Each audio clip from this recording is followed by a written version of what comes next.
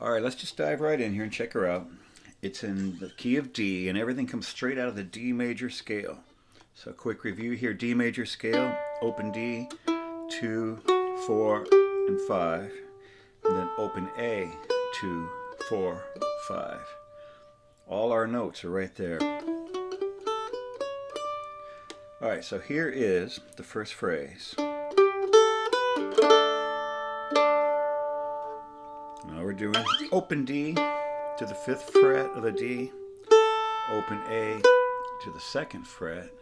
We come down here to a 1-finger D chord, just 2nd fret of the G string and the middle 2 open. Make sure the melody note is the A string, so make sure you get that.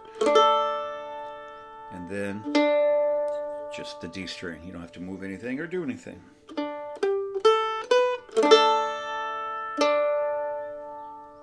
Second phrase is exactly the same, except without that last note. It's just 05, 02, and then a little D chord. Now, if you weren't doing the chord, the melody would just be.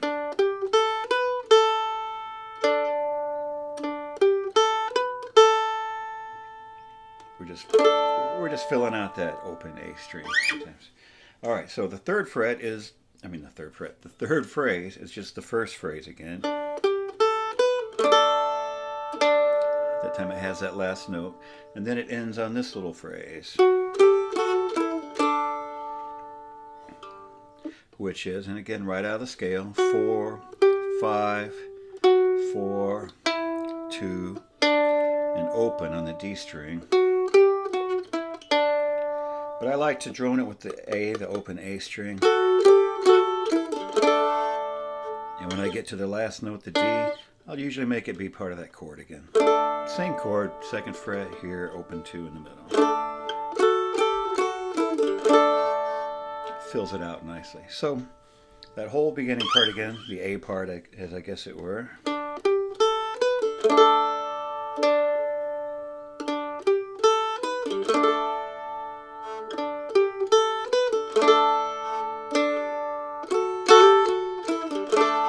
I like to do a little hammer on there when I'm going from the 4th to the 5th. Just something that comes natural as I'm doing it. Certainly don't have to. Everything is open to interpretation, and you'll probably never play it the same way twice. All right, so then it moves into the, I guess would be the B part.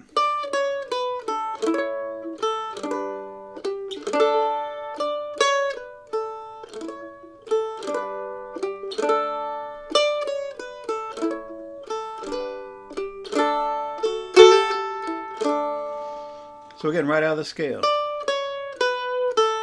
just walking down on the A string, 5, 4, 2, to the open. And your melody note is going to be the 4th fret. You're going to come back up to the 4th on the A.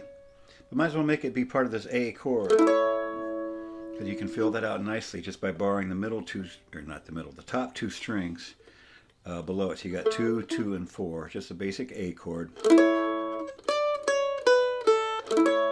Now open A string to a G chord. You just basic G. We won't hit the top string though, so just the bottom 2 open and 2nd fret here.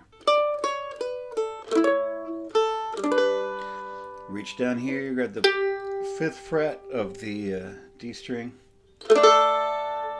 and hit your 1-finger D chord. Making sure, of course, to pick up that A, because there's our melody. Because here's the melody.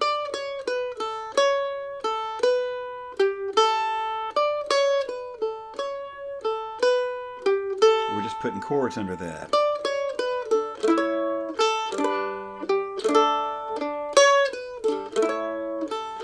Just to fill it out. After you do it 3 times, guess what? It's the same phrase that ended the first part.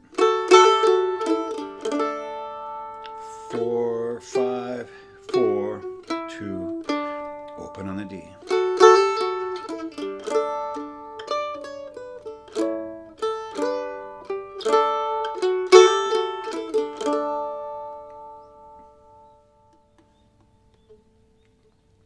All right, so that's really the whole song in its simplest, open position form, and it sounds great. Down here really takes advantage of, the resonance, whatever resonance and sustain the mandolin has. You get it from these nice open chords. But sometimes it's fun to mix things up and move them around. So I'm always trying to move the melody around the neck. And this works pretty well too if you want to scooch it up. If you're just looking to play up the neck some, you can play it up here.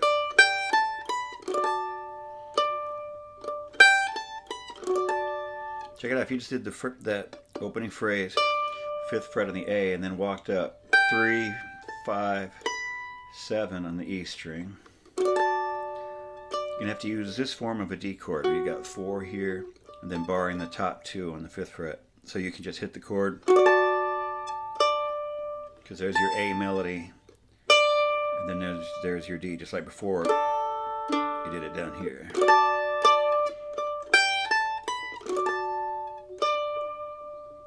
So then again, just do it again, but just end on the chord, making sure you get that high A note. For the ending lick, you can still drone it with the A string, just like we did before. But then going, here we'll pick up our F sharp here instead of on the 4th. We'll just go 2, 3, 2, open, and then ending on the 5th fret of the A.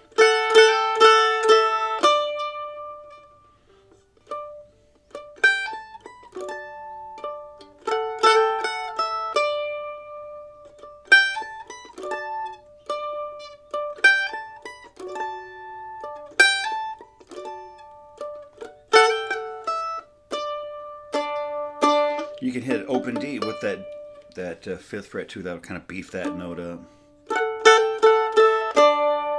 Assuming you're 100% in tune, which I might not be. Hey, let me check that. So yeah, it's just this melody. And we're just beefing it up with open string drone notes.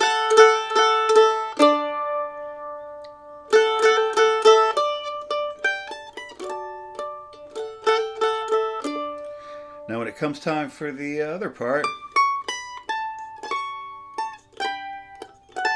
we can walk it down from way up here. 10, 9, 7, and then pick up your A note up here, 12th fret. That way, or else your hand is going to be jumping back and forth a lot. You're not going to be able to be smooth. Now since your finger's already on the 12th fret of the A, all you're going to do is hit a harmony note, a double stop with the 12 and the 9th there on the E string.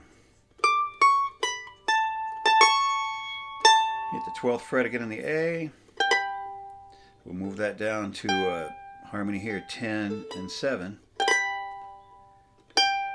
Come back, hit that 10 on the A, and I wind up on this D harmony here of the 8. Or what is that? That's not the 8. That's the 9th fret of the A and the 5th. It's F sharp and an A, which is the 3rd and the 5th of a D chord. We're just walking down, before A, G, D. This is an A harmony. It's a G harmony. There's our D. I think before when I put out the video where I just played the song,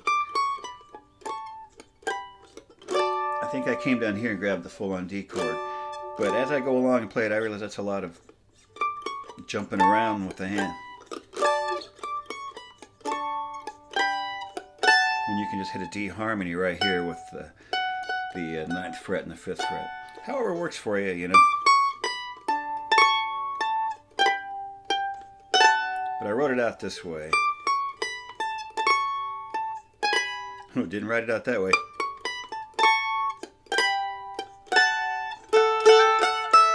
And then it would end the same, end the same way as down there. So one more time, since I kind of rambled through that.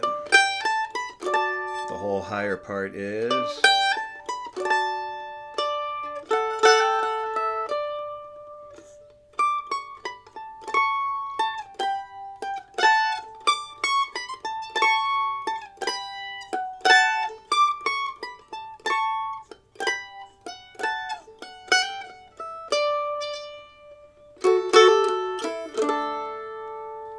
Anyway, that's the whole melody. The whole song worked through a couple different octaves.